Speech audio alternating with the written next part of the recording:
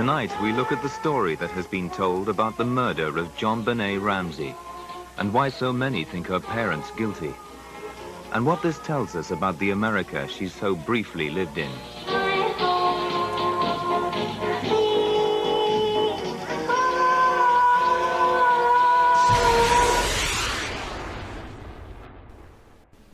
Hello and welcome to True Crime Rocket Science, the most authentic voice in true crime.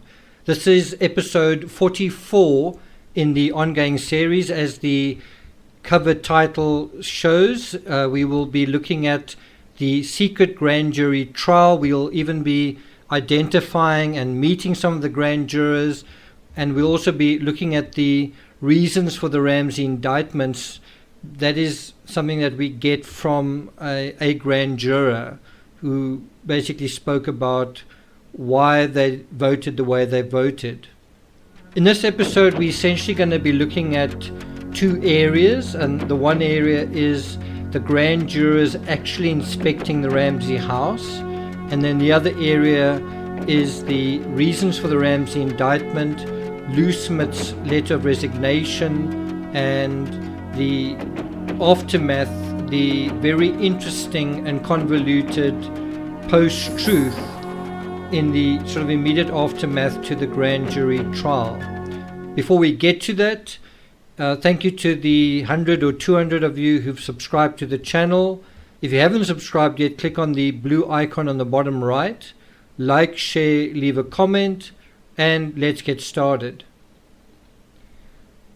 So we're going to kick off by looking at an article from the Rocky Mountain News written by Charlie Brennan, dated the 30th of October 1998, and it deals with the grand jurors inspecting the Ramsey house. Now, what's fantastic about this article is you feel like you're right there.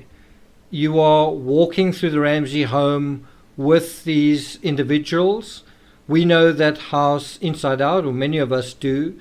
We've seen the crime scene photos, we've seen many of them, and we're kind of getting a sense of what are 12 fairly random people, what are they thinking about what they're seeing in October, at the end of October 1998.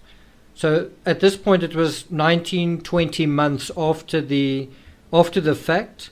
The house was empty at this point, which really, I think, makes it very difficult to imagine the scenario. But ironically, I think the intruder theory becomes easier to dismiss when you remove all the clutter, because you're basically left with the grill, the open window, and all that kind of thing. The other thing that I think isn't helpful is going to the scene when it's not snowing, not in winter, not at sort of Christmas time. So that is a bit unfortunate. In Charlie Brennan's article, he talks about the grand jurors methodically examining the home, and you can really imagine a group of individuals, each with a pen and a notepad, going and sniffing around different parts of the house. Probably each one would be studying different parts. How can I put it? They would be studying the same part, but probably at a different time. So I don't think it's like a tour guide scenario where you've got 12 people standing around the same artifact or particular, idiosyncrasy. And then they all move on together to the next thing. It seemed more like they are all on their own, and they're all expected to go through the house on their own and individually, and let their curiosity, their imagination, their logic, drive their route through the house. Now, what I'd like you to try and imagine is, if you were, say, the 13th juror, if you were accompanying this group, what would you go and look at? And I'm sure I know what I would answer is I would want to go and look into the wine cellar room, just get a sense of just get a sense of how dark it was, get a sense of the scale of it. One thing I wouldn't mind doing is have someone scream from the basement while you standing in the the upstairs bedroom right at the top. A couple of things like that. Look at the orientation from the basement to Melody Stanton's home. How far is it? Does it make sense that Melody Stanton heard something, right? All sorts of things like that. How far is Burke Ramsey's room from John Bonet's? How do you get from John Bonet's room to the spiral staircase? All sorts of things like that. And then you'd probably want to look at the grate and the basement window and the alarm system and all sorts of things like that. So when we go to Charlie Brennan's article, he refers to the grand jurors taking a field trip on Thursday, right? Today's Wednesday, but it's just, obviously it didn't happen, it happened, almost 22 years ago. And he talks about them spending several hours inspecting the house. So they didn't arrive there in a police van and sort of spend 5 minutes there and leave. They spent hours there. And what can you ascertain in that time? I think some of the things that would surprise you or me or anybody, if you could actually open the door to the Ramsey house and step inside, is you'd get a sense of, wow, if I'm inside the house, I can hear other people without being in the same room. In other words, I can be in the lounge or the first floor area where the children's bedrooms were, and I can hear where other people are. Why? Because of wooden floors and wooden staircases, and because of a very old house and that sort of thing. One of the crazy parts that I just don't think is often acknowledged when, there's some people that have believed in the intruder theory for almost 25 years and they have their reasons for it. But one of the things that I think is very difficult to imagine in a logical way or in a reasonable way is to say, okay, I'm an intruder.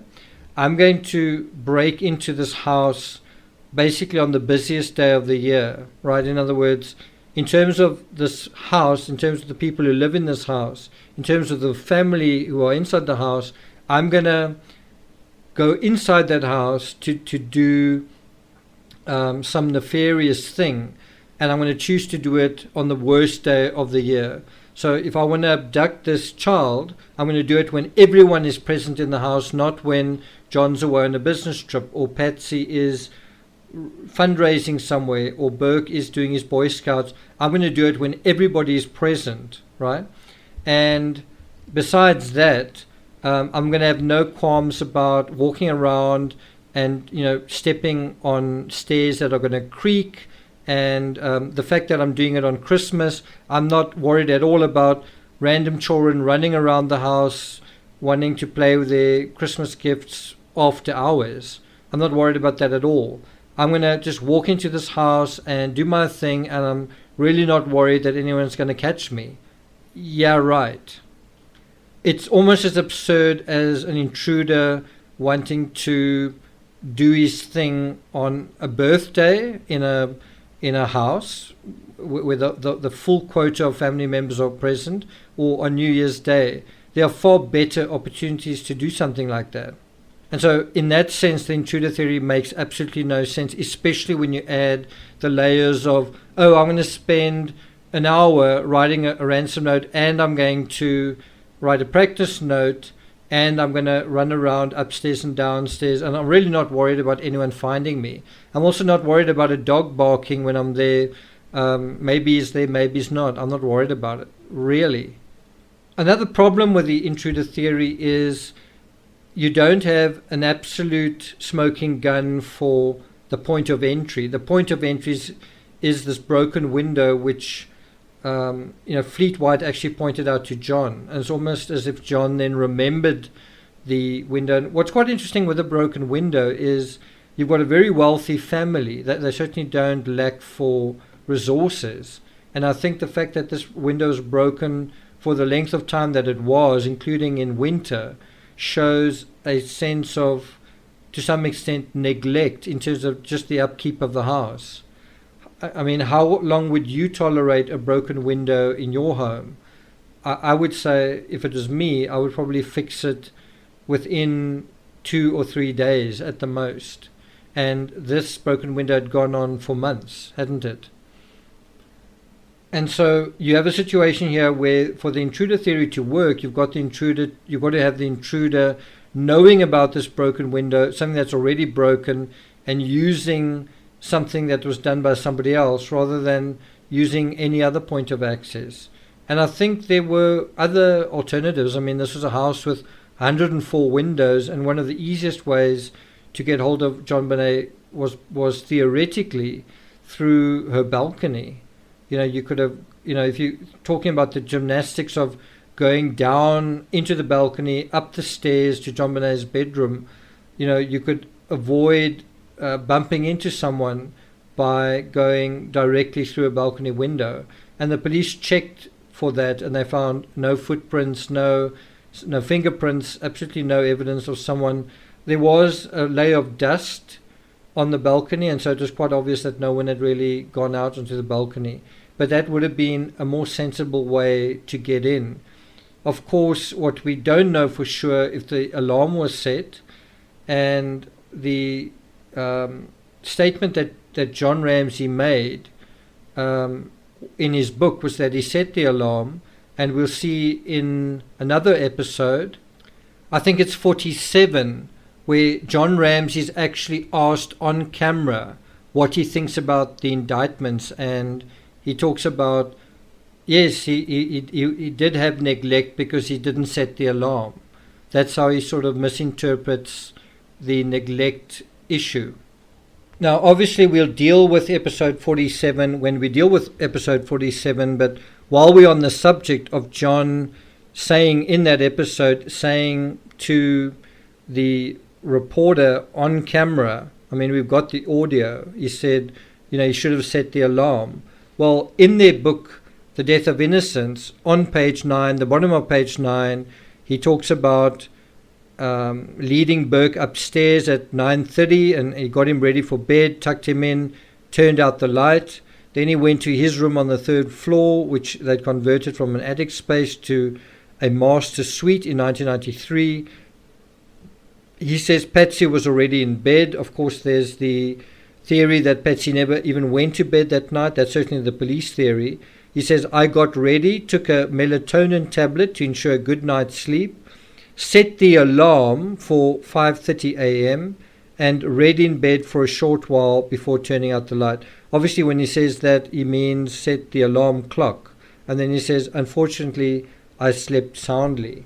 Linda Arendt has often been the subject of vitriol and criticism, but I think she wrote a really excellent report. There's a lot of detail in it. And in terms of the alarm, it's quite interesting what she says here. She says, I'd asked John if the doors to the house had been locked when the family went to bed last night. John told me that he personally checked all of the doors and all of the windows in the home this morning. All of the doors and windows were locked. John told me that although the house does have an alarm system, the family has not used the alarm system for months. I asked John, who had the keys to the residence. Okay, so it's quite an interesting question about that. So John says, he checked all the doors and all the windows. Well, he doesn't mention anything there about a broken window, right? He doesn't mention anything there about an open window. According to him, all the doors and windows were locked. And the other thing that I think is interesting is, could you actually use the alarm system? I don't know if there would be a sensor down there, but could you have used the alarm system based on that window being broken?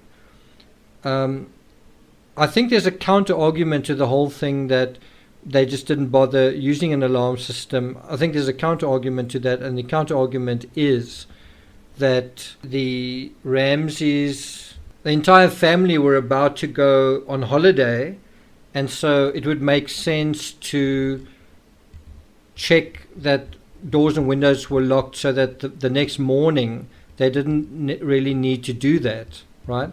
I'm not saying you are going to check everything the previous night and then not check everything the next. I'm saying you can check certain things the previous night and then you don't have to check everything the very next day. Bear in mind this is quite a big mansion. You want to make sure that it's secure, right? The other thing that I think is important to bear in mind is John Ramsey's an IT guy, he's working in computers. Are you telling me someone like that, someone who's quite conservative, someone who's quite careful, and look how cautious the Ramseys were in terms of the aftermath of this case, how cautious they were in terms of talking to the police. Are you telling me that they wouldn't set the alarm, just in a general way? And it's something we don't know. You can argue it both ways, but certainly by making the argument that the alarm wasn't set, you allow the intruder to come and go as he pleases, don't you? Also, the inference is made that this was an inside job, and what is quite interesting with Linda Orent's report, we're going to come back to the grand jurors in a second, and what's interesting from Patsy is there's a lot of talk about their housekeeper. She talks about the housekeeper was supposed to clean up from the Christmas party of December 23rd on the morning of December 24th. Linda Hoffman Pugh had phoned Patsy on the morning of December 24th and asked Patsy if she could borrow some money. Patsy had said yes. Patsy told me she had loaned money to, and that part is redacted in the past, so it probably is the same person. Then somebody phoned Patsy again on the afternoon of December 24th and was crying, and she said she needed to borrow $2,000. Patsy thought the money was needed for dental repair for possibly Linda and her family. And then she wrote a check for $2,000, and she said she'd leave the check on the kitchen counter. She told, so I think the housekeeper was scheduled to be at the Ramsey home on Friday morning, December 27th at 0900 hours. And then there's also a reference to domestic violence and her adult daughters, and she said something about Patsy thought the adult daughter's domestic problems might have occurred prior to Thanksgiving of 1996. So there's quite a lot of talk about the housekeeper, basically implying that maybe you want to look at the housekeeper. It was an inside job. She's a likely suspect, kind of thing. And if you take that as your sensible theory, then you say, okay, so did the intruder come in through the basement window, or was the intruder Linda Hoffman Pugh? And if you've seen pictures of Linda Hoffman Pugh, can you imagine her climbing through the basement window, also climbing out the basement window again, right? And, if she really wanted money, well, why didn't she kind of get any money? Why didn't she pick up her check? So anyway, we go from there back to the grand jurors inspecting the Ramsey house. And, again, because you can't do it at the same time that Linda Orent did it, you can't look at the snippets of Patsy's handwriting. You can't look at the post-its. You can't see some obvious things like that. You can't see Patsy's artwork. You can't see Burke's whittling and signs of Burke's scouts. The books that he was reading, the magazines that he was reading, the little things that he was doing. You can't see the bicycles, all sorts of other things. You don't really see the dynamics. But one thing that I think is quite clear to the grand jurors is this scenario of the intruder. Does it make sense? Would you go through this window, which is surrounded by so many other windows? What sound would it make opening the grate? What sound would it make closing the grate? Bear in mind, if you get inside the grate, you've got to close it as well. If you're coming from the other side, you've got to open it as well. What are the chances you're going to close the grate and it's going to make a noise? So, in terms of the article, Charlie Brennan refers to the grand jurors clutching notepads and other printed materials. So they were possibly looking at certain crime scene photos and just contextualizing them. And what they did was they went through the 15-room, 6.5 bath house, unsupervised, while the district attorney and his prosecutors stood sort of in a huddle in the backyard. So the DA was standing around and discussing everything with his prosecutors. And think about this, there's a 15-room mansion, and Patsy finds the ransom note. According to her, she discovers the ransom note. She barely reads it, goes to one of the rooms in this 15-room house and realizes John Bonet's gone, and then calls the police. There are 15 rooms in this house, but she immediately knows that John Bonet is missing. If you think about this just from the perspective of logic or a reasonable person, wouldn't a reasonable person say, okay, let's go through this whole house and check where John Bonet is? And they don't. They need the police basically to ask them to do that. They need a friend of the family to do that. So what's also interesting is this tour of the home, this event where the grand jurors traipse through this residence, which is a shell. It's a lot like the Watts home is right now in 2825 Saratoga Trail. This house on 755 15th Street in Boulder, which is not far from Frederick, involved these people walking around, and it had actually been sold in February, so around, what was it, around about 8 months earlier, the house had been sold. So it had taken a while to sell the home, and that is a very interesting narrative on its own. Who bought the home? That's also a very, very interesting question. That's something I write about in the narratives. I won't go into that here. But the point is that in the same way that the grand jury trial was a secret and would ultimately be under seal, this visit by the grand jurors was supposed to be a secret as well. And yet, within about 15 minutes of the jurors arriving, just after 9 a.m., reporters and photographers swarmed to the house. Someone tipped them off, or someone who was hanging around, skulking about, figured out what was going on, and soon everybody was there. And interestingly, the prosecutors had warned the media, I guess, then and there, to stay at least 100 feet away from the jurors, as required by a court order. So, I mean, you couldn't have the media shouting to the jurors, hey, look over there, or what do you think about this? Or, do you think the Ramseys did it? Or do you really believe the intruder theory? You couldn't really have a situation like that, could you? And so the jurors methodically inspected the grounds, according to Charlie Brennan. They tested different doors. It's specifically mentioned here by Charlie Brennan that they examined the southwest window well, where the Ramseys said that they believed an intruder had gained access. So they were specifically trying to test this intruder theory, and then they were looking at, I guess, other possibilities as well. And so the article goes on to say that the jurors started investigating the case September 15th. And, what that means is they were, when you say the jurors were investigating the case, well, via the information, the testimony, the accounts, the presentations of many people closer to the case. The Ramseys themselves never provided information, but other people did. The housekeeper did. Burke Ramsey did. Burke Ramsey's best friend Doug did.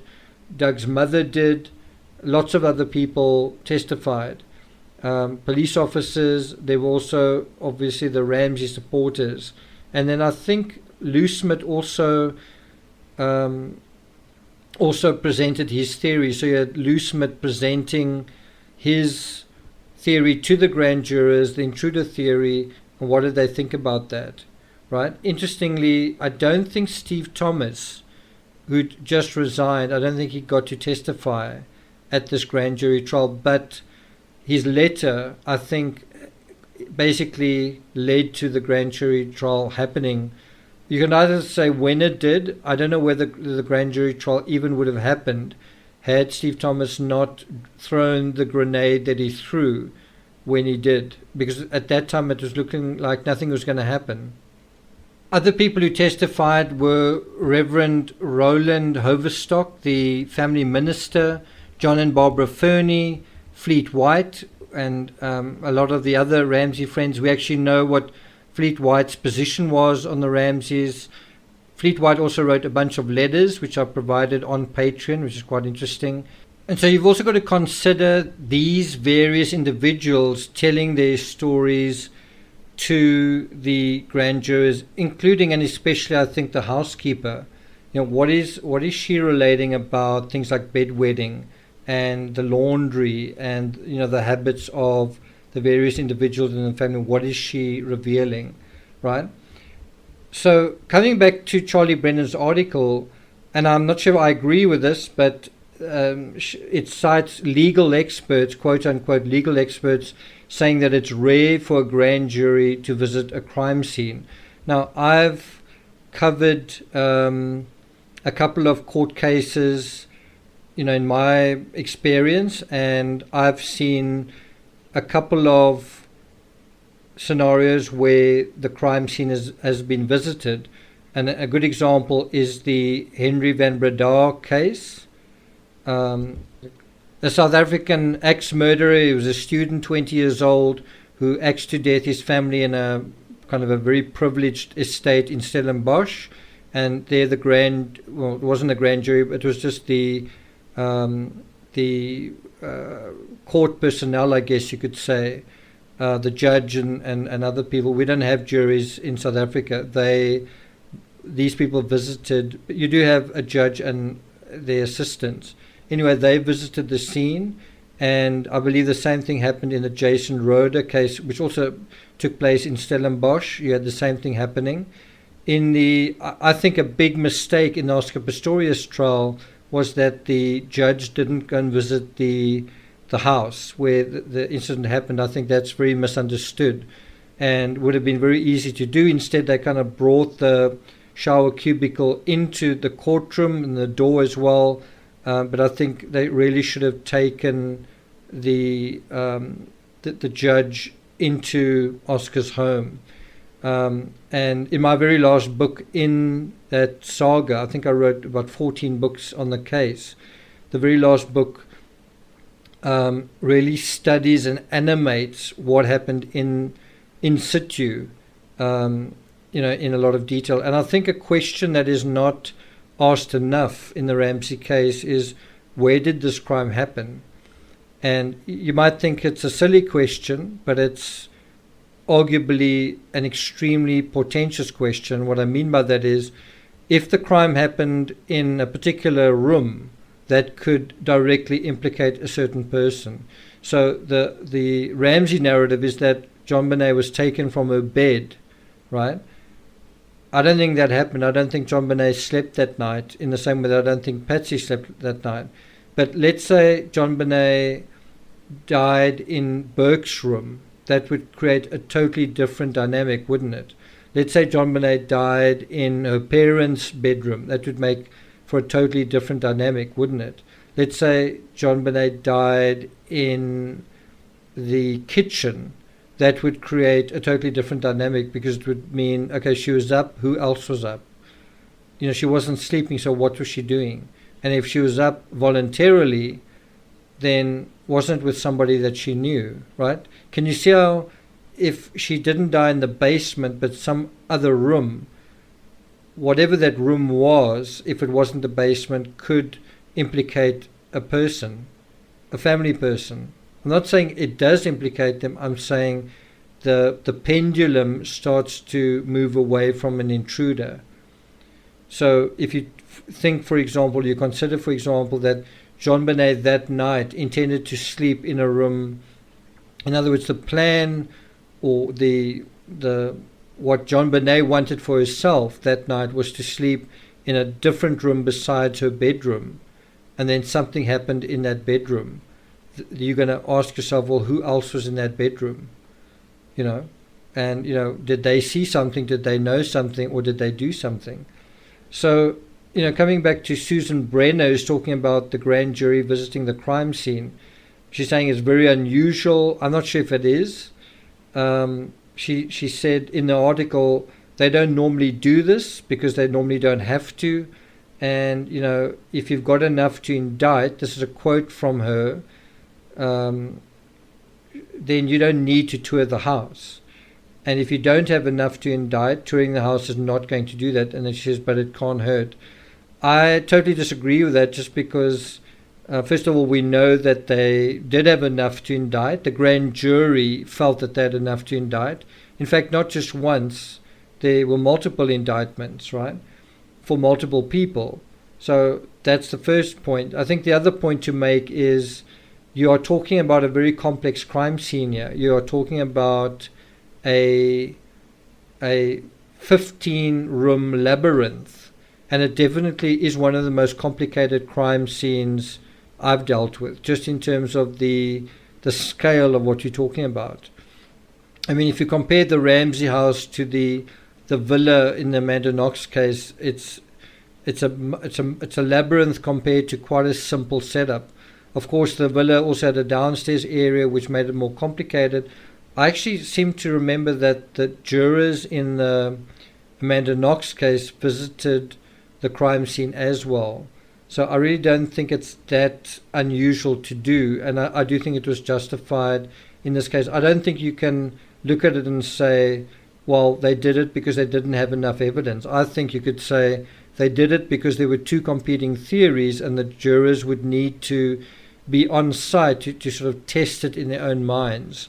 Not the whole group of them necessarily, but each one individually. Okay, does this intruder theory make sense? Here I am standing there. Here I am looking at this grill and this window. Okay, let's compare this to another scenario. What do the police say? And then make their notes on their little pad. And so there was another expert that's referred to in this article, Christopher Mueller, who teaches evidence and procedure at the University of Colorado School of Law. And he said there's nothing startling about the visit. I agree with that. He says, Mueller, quoted by Charlie Brennan, says, quote, "This gives them an idea how isolated the various rooms are from each other, that it would be easy for noises to happen in the vicinity of John Bonet's room that the parents wouldn't necessarily hear, and it's good for them to get a feel for that," end quote. I agree that it's not unusual, the visit's not necessarily unusual. I'm not sure if I agree with this idea that the house is so big that it's, you might as well be on another planet, you're not going to hear other people. Because I think one of the things to bear in mind is you can put the Ramseys inside the house or outside the house. You could put them in another state. There was still Burke Ramsey in the house, and he was on the same floor as John Bonet. Didn't hear anything. The other thing that I think is interesting is if you want to test and get a sense of what's going on, Patsy says that she shouted for John. Do you think Burke Ramsey heard that, and would it be likely that he would just stay in bed? Does any of this make sense? Also, you would perhaps look at the phone, you would notice, well, there's a phone in the basement. Did Patsy call 911 from that phone? Bear in mind, we know where the body was. We know where the window was. We know, all that kind of thing. We know where the fibers were left. Or was the phone left in, was the phone call made, the 911 phone call, was it made from the kitchen? What I'd also like to know, I don't think I know the answer to this, were fingerprints found on the phones? And I don't think that's going to take you anywhere, because whether you found fingerprints on the phones or not, well, weren't there likely to be fingerprints on the phones because the Ramseys lived there? But I think it is interesting to consider. There's another very interesting article about the grand jury to hear new witnesses. This is from the 22nd of September 1999. And what is very interesting is that it highlights the fact that, so we've got all these new witnesses that are going to be back, on the case, but they're not John and Patsy Ramsey. And so it's, why are John and Patsy Ramsey not being called to testify. What's going on here? I see we're already at about 35 minutes in this episode. The next part is going to be really interesting. We're going to introduce ourselves to the grand jury members individually. We're going to get to know, for example, James Please, the foreman, who was 60 years of age. We're going to find out about him. We're going to find out about the other grand jurors. And then we're going to get a sense of the reasons for the Ramsey indictment from a juror. Why did you guys vote the way you did? And this is where I think something is entirely missing from the narrative in the JonBenet Ramsey case. And this is, we know for a fact that the jurors, the grand jury, voted, they rejected the intruder theory. So they heard all the evidence, and Lou Smith basically won the right to present his story. So it wasn't as though Lou Smith never got his chance and he was denied justice. He had his day in court. Steve Thomas didn't. Lou Smith did. And the grand jury said, that doesn't make any sense to us, and they went another way. And so what is so crazy is in 2021, you've got documentaries espousing endlessly the intruder theory, when the case actually went, I won't say it went to trial, but it was heard in court. There was a legal process and people voted on it based on the evidence, based on 13 months of listening to evidence. And they rejected the intruder theory. And that is something that is not acknowledged enough in the mainstream narrative.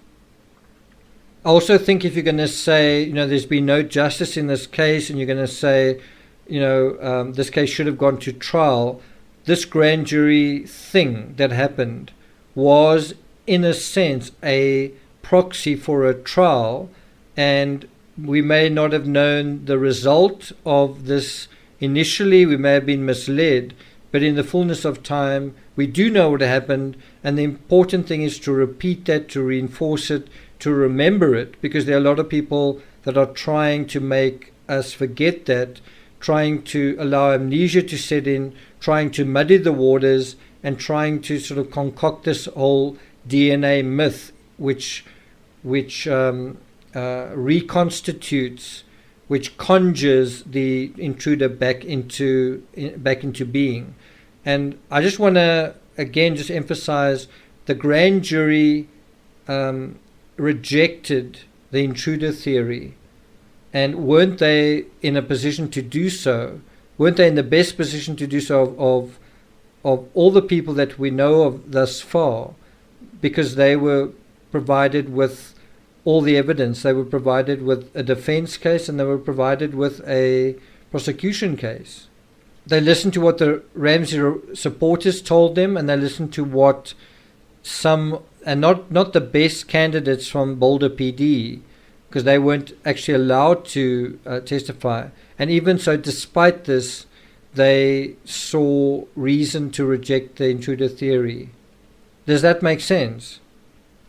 Thank you for listening. If you'd like to hear the remainder of this episode, head on to patreon.com/TCRS.